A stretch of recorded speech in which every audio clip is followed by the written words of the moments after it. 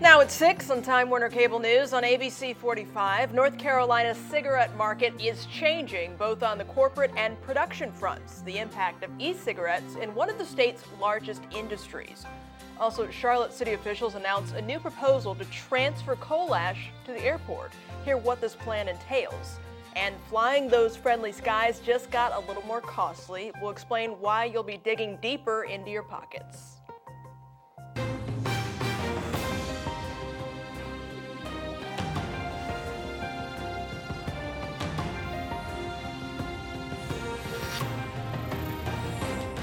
You're watching Time Warner Cable News on ABC 45. And thanks for joining us tonight. I'm Sharon Stone. Those stories are coming right up, but first here at 6, meteorologist Monty Montello is here at the first check of your weather on the One's forecast. And it was just kind of cloudy and dark off and on all day, Monty.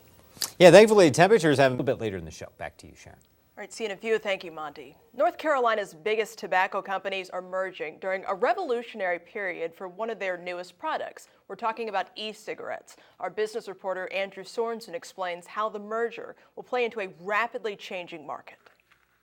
Time Warner Cable News. The FDA's comment period on the new rules ends on August 8th. We've reached out to the FDA multiple times to ask how the merger might affect regulations. They did not respond. Reynolds Tobacco says it will appeal a $23 billion award in a Florida tobacco liability case. Cynthia Robinson's husband, Michael, died in 1996 of lung cancer at the age of 36. He started smoking when he was 13. Robinson sued the company for punitive damage, saying the cigarette maker did not warn people against the dangers of smoking.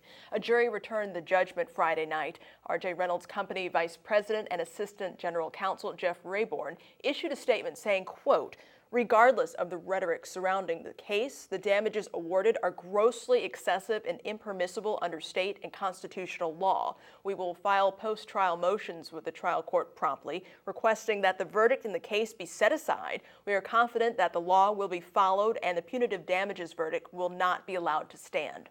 This decision comes less than a week after Reynolds American announced the purchase of Greensboro-based Lorillard, a $25 billion deal. A pilot program to clean up Jordan Lake is getting ready to launch. Over the next 3 days, 3 dozen solar bees will be added to the lake near the inlets of Morgan Creek and the Haw River. They're solar-powered panels that churn 10,000 gallons of water per minute to stop algae from building up. The 36 solar bees will be used as a test run through the end of next year to see if it's cutting contamination in the lake. Meanwhile, the Jordan Lake rules, a law designed to reduce the amount of pollution flowing into the lake, have been put on hold by state lawmakers until this pilot program wraps up. The Solar Bee project is expected to cost nearly $1.5 million. Homeowners in the Gate City are yet again battling with Duke Energy over trees in their neighborhoods. Crews were in the Westerwood neighborhood today, trimming trees near power lines. Our Elena O'Connell found some homeowners still feel like the company is being insensitive to their property. For more than Warner Cable News. The current tree ordinance only applies to older neighborhoods with low voltage power lines, and residents don't expect changes anytime soon.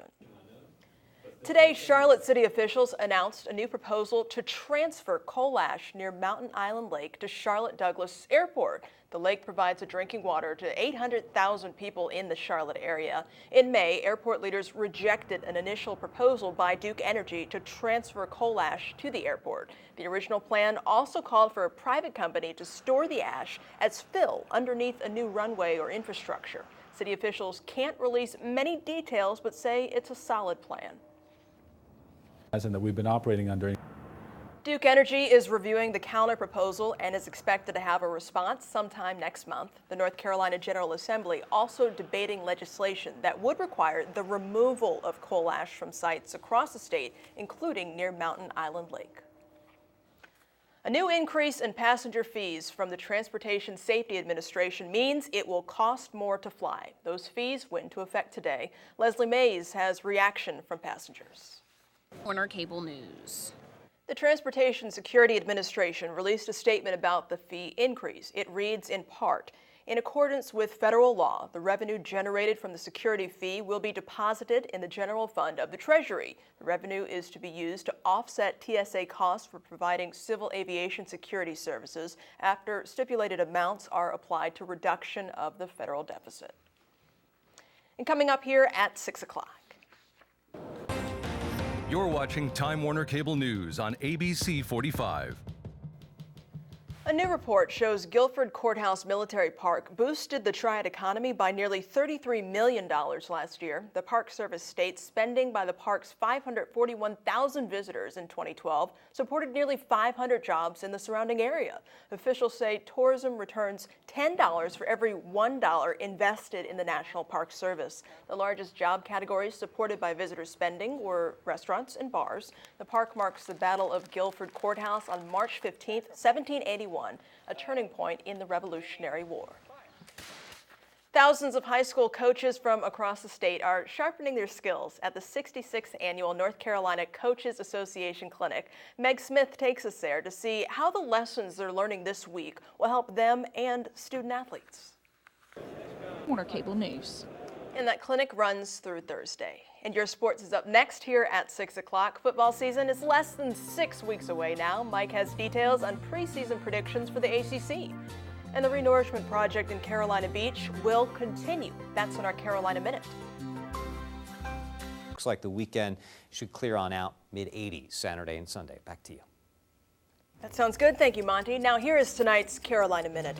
The man accused of killing a Raleigh cab driver more than 40 years ago stood before a judge today. 70-year-old Sinatra Dunn was charged Friday in the death of then 51-year-old Ralph Smith. Family members from both sides of the case met up after court asking for forgiveness. Testimony is underway in the trial of former East Gaston High School wrestling coach Scott Goins. He is accused of sexually abusing 3 former students between 1999 and 2004. Goins is accused of sexually assaulting the victims on campus and on road trips. So far, jurors heard testimony from 2 of Goins' accusers. He faces 22 sexual assault charges, including indecent liberties with a student and crimes against nature. There's some good news for one New Hanover County beach. The Carolina Beach Renourishment Project has been extended. Earlier this year, the 2014 Resources and Development Bill was altered to allow for a 3-year extension of coastal storm damage projects. If successful, the bill would allow the project to receive a possible extension of up to 15 years. Well, stocks from Herbalife sank today. Let's get the latest on the economy now from our team on Wall Street.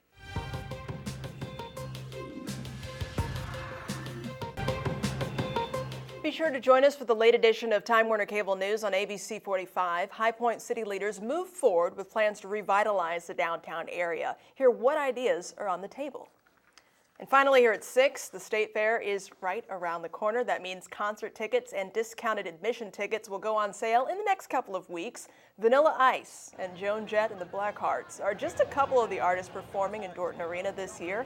Concert tickets range from $5 to $17. By the way, Vanilla Ice kicks it all off. Tickets for his show are just $5. Tickets go on sale Thursday, August 1st at 10 a.m. Advance admission tickets are priced at $7 for adults, $3 for children. State Fair runs from October 16th to the 26th. ABC World News with Diane Sawyer is next.